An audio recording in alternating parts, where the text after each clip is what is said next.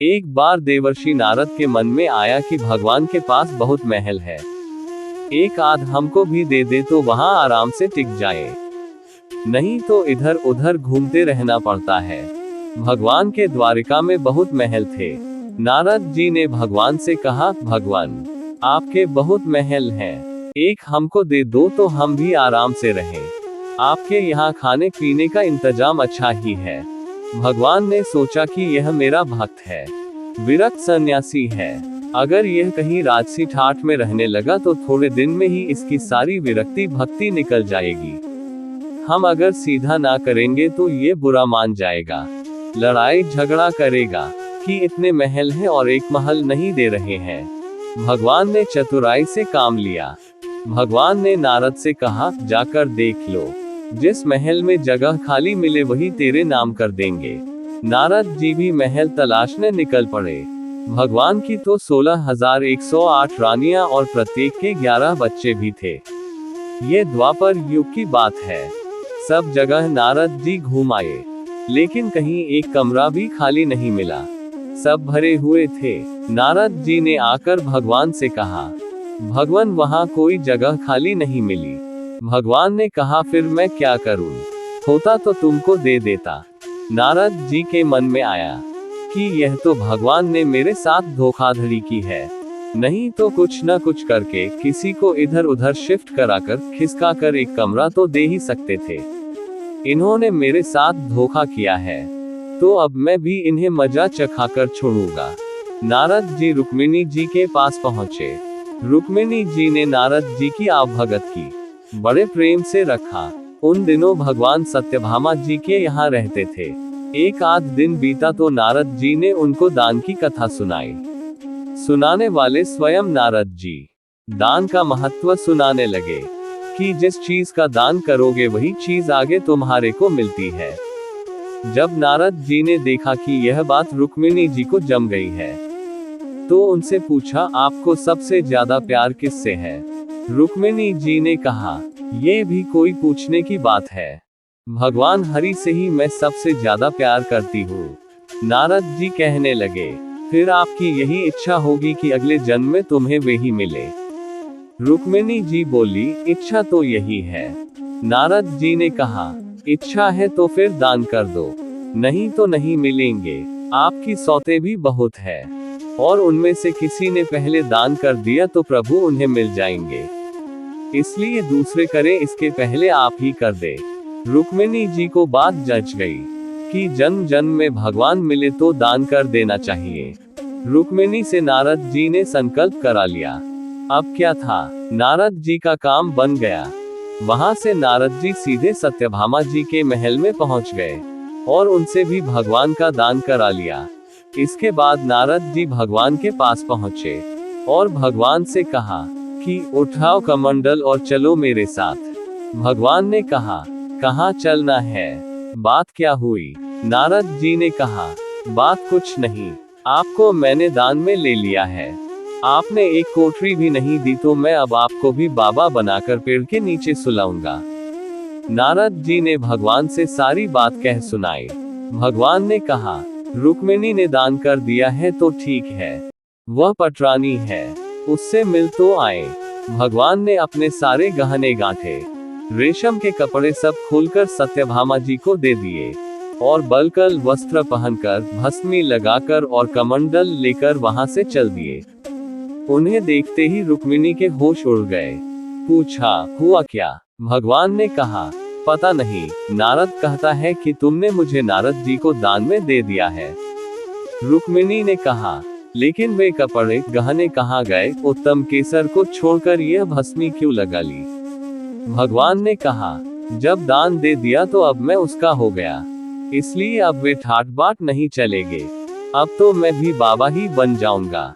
रुक्मिणी ने कहा, मैंने इसलिए थोड़े ही दिया था कि ये ले जाएं। भगवान ने कहा, और काहे के लिए दिया जाता है? इसीलिए दिया जाता है कि जिसको दो वह ले जाए। अब रुक्मिणी को होश आया कि यह तो गड़बड़ मामला हो गया। रुक्मिणी ने कहा, नारद जी, यह आपने मेरे से पहले नहीं कहा, अगले जन्म में तो मिलेंगे सो मिलेंगे, अब तो हाथ से ही खो रहे हैं। नारद जी ने कहा, अब जो हो गया सो हो गया, अब मैं ले जाऊंगा। रुक्मिणी जी बहुत रोने लगी। हल्ला गुल्ला मचा तो और सब रानियां भी वहां इकट्ठी हो गई। जाम्बूती समझदार थी। उन्होंने कहा, भगवान एक रुक्मिणी के पति थोड़े ही हैं, इसलिए रुक्मिणी को सर्वथा दान करने का अधिकार नहीं हो सकता। हम लोगों का भी अधिकार है। नारद जी ने सोचा ये तो घपला हो गया।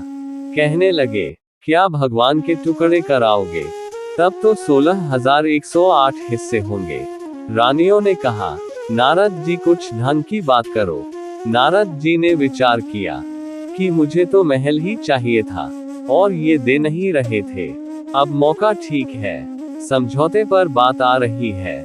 नारद जी ने कहा, भगवान का जितना वजन है उतने का तुला दान कर देने से भी दान मान लिया जाता है। तुलादान से देह का दान माना जाता है, इसलिए भगवान के वजन का सोना, हीरा, पन्ना दे दो। इस पर सब रानियां राजी हो गई।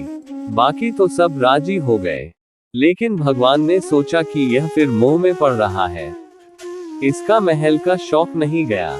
भगवान ने कहा, तुलादान कर देना चाहिए। ये बात तो ठीक है। भगवान तराजू के एक पलड़े के अंदर बैठ गए। दूसरे पलड़े में सारे गहने, हीरे, पन्ने रखे जाने लगे। लेकिन जो ब्रह्मांड को पेट में लेकर बैठा हो, उसे द्वारिका के धन से कहां तोला जा सकता है। सारा का सारा धन दूसरे पलड़े पर रख दिया, लेकिन जिस पलड़े पर भगवान बैठे थे वह वैसा का वैसा नीचे लगा रहा, ऊपर नहीं हुआ।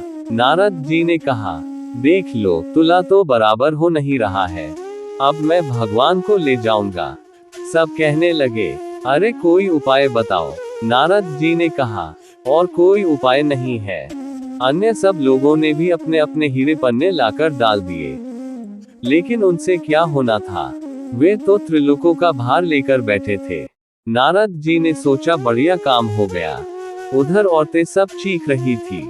नारद जी प्रसन्नता के मारे इधर उधर टहलने लगे। भगवान ने धीरे से रुक्मिणी को बुलाया।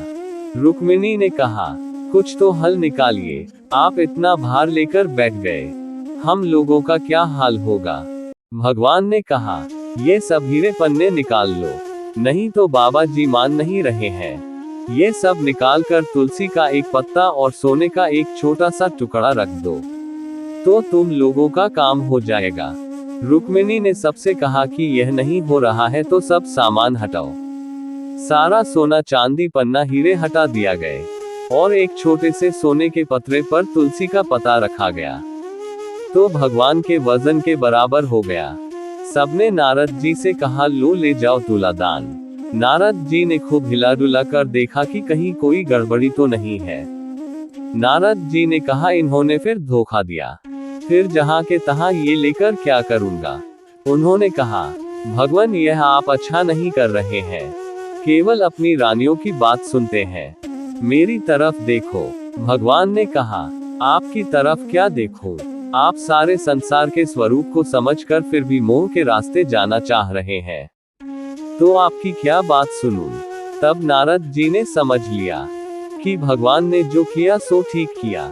नारद जी ने कहा, एक बात मेरी मान लो, आपने मुझे तरह तरह के नाच अनादिकाल से नचाए और मैंने तरह तरह के खेल आपको दिखाए, कभी मनुष्य, कभी गाय इत्यादि पशु, कभी इंद्र, वरुण आदि। संसार में कोई ऐसा स्वरूप नहीं जो 84 के चक्कर में किसी न किसी समय में हर प्राणी ने नहीं भोग लिया। अनादिकाल से यह चक्कर चल रहा है। सब तरह से आपको खेल दिखाया, आप मुझसे खेल कराते रहे और मैं खेल करता रहा।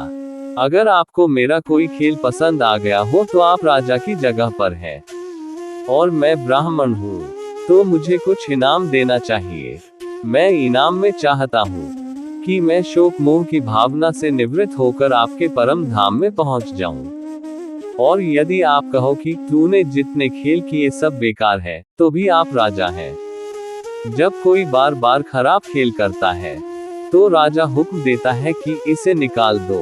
इसी प्रकार यदि मेरा खेल आपको पसंद नहीं आया है तो फिर आप कहो कि इसको कभी संसार की नृत्यशाला में नहीं लाना था, तो भी मेरी मुक्ति तय है। भगवान बड़े प्रसन्न होकर तराजू से उठे और नारद जी को गले से लगाया और कहा, आपकी मुक्ति तो निश्चित है। अगर आपको ये कहानी पसंद आए तो प्लीज चैनल को सब्सक्राइब, वीडियो को लाइक शेयर कमेंट जरूर करें।